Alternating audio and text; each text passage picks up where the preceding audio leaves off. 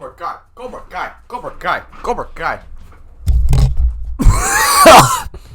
Hey guys, what's going on? My name is Tyler, and today I am bringing you guys my Cobra Kai Season 5 predictions. And the fucking computer just turned on. Now, you guys might be wondering, oh, is this gonna be like a whole season narrative? Oh my god, are you like making a whole big script, Tyler? No. I'm just basically making a Google document and putting some bullet points about what I think would be cool in Season 5. So just sit back, relax, and listen to my dumb ideas. Now, I think the first half of the season is going to be covering what was first set up last time, which is Miguel trying to travel to his dad and Gianni trying to stop him. All the while, Miyagi-Do and Cobra Kai are building up their rivalry, and Terry Silver would figure out that Daniel has some backup. And things are looking a little bad for Cobra Kai, as Tori is aware of Terry, and Terry Silver for sure would be hard on Robbie because he didn't win, and he just got his relationship with his father fixed. So imagine when he figures out that Terry Silver was the one who jumped Gianni. And on top of this, we have the stuff with Kenny being consumed by the Cobra Kai ideology, which is also affecting Robbie. I think Terry's a little desperate for some Cobra Kai recruits, and this is the perfect time to finally release Sean and finally get him in the show, as the show is now past the All Valley, which takes place during May.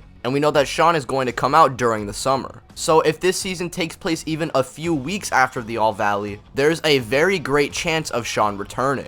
Now, while that's going on and Robbie being set up to leave Cobra Kai, Miguel obviously is after his dad and Gianni is still pursuing him. I think this arc should take place around the first half of Season 5. At most, it should take place up to 5 episodes, but I would honestly prefer like 4. And honestly, I just want this arc to be Miguel and Gianni redefining their whole relationship and what got them here since the beginning. I just want this arc to mainly redefine Gianni and Miguel's relationship, because this was the main focus for the past 4 seasons. Robbie and Gianni just fixed their relationship, and now Miguel is trying to fix his relationship with his dad. But the main message I want to get across is that he doesn't need to do that, as Gianni is already here for him. But that doesn't take away from the fact that Miguel is still like a son to him. And overall, I just really don't care about Miguel's dad enough to really say, I want Miguel to meet his dad and go through this whole thing of like wanting to be with him. I don't want that at all. I want Miguel to realize straight away that his dad doesn't give 2 fucks about him and that he needs to get back to where he was, which is where his real parent is, that being Gianni. Maybe Miguel's dad can like fart on him, maybe beat him up, but then Gianni comes in to save him. And Miguel and Gianni just have this heart-to-heart, with Gianni realizing his mistakes and apologizes for that one night. Miguel will then question what is he talking about, but Gianni remembered in Season 4 what he said to him and how he was talking about specifically Robbie. He regrets that happening, and he tells Miguel that no matter what, he is always going to be here and he's always going to have his best interest at heart, calling back to the scene in Season 2 where Gianni tells Miguel about his past. In the end, Miguel understands, and these two would get out of New Mexico to try and go back to Reseda.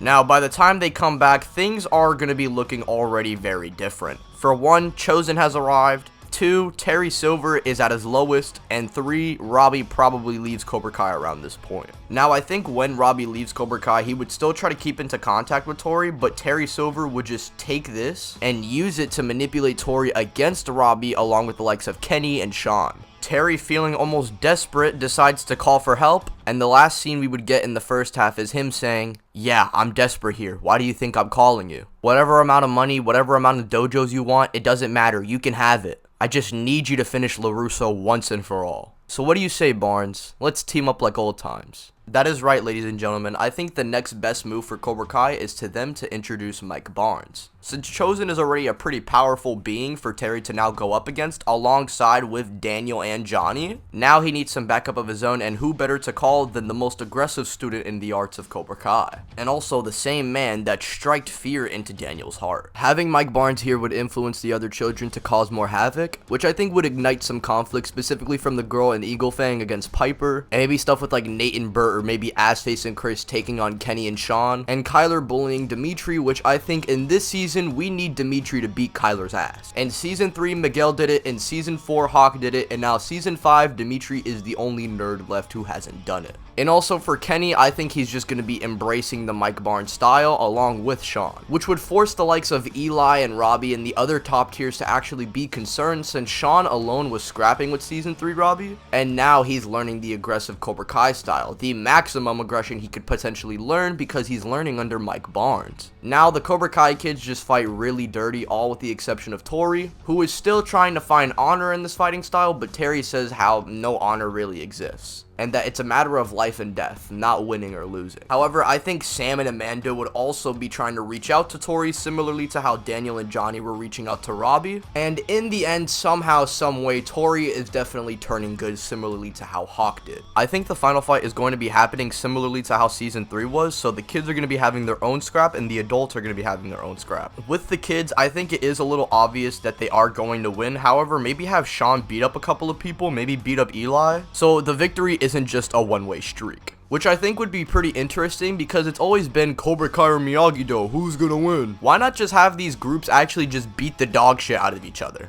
With the last few opponents being Robbie, Miguel, and then Sean, Sam and Tori would be there, but I think they would just be dealing with their beef right now. And Miguel and Robbie have no other choice but to come together to actually take on Sean. And similarly to how Johnny and Daniel took on Kreese, the two would actually work together pretty well since they both now have similar styles, with both of them having knowledge on Cobra Kai and Miyagi-Do. And this time Miguel is not succumbing to no injury. He's going to land the tornado kick on Sean, while Robbie would land the double-legged kick. This wombo combo would overwhelm Sean, however, it would fatigue Robbie and Miguel, and as Sean is knocked out, Miguel and Robbie fall to the ground. And while that happens, the adults would be facing off against the likes of Terry and Mike Barnes, or at least trying to reach Terry Silver, and just like how Johnny in season 4 got jumped by Terry, Daniel would get jumped by the likes of Mike Barnes and Terry, but Johnny and Chosen would come in to save him. Chosen and Johnny, I think, should interact with Terry, as Johnny and Chosen are basically the same type of character, except for one is training in Miyagi-Do and one isn't. So I think it would be cool to have these two interact and them just kicking Terry's ass, who they both dislike.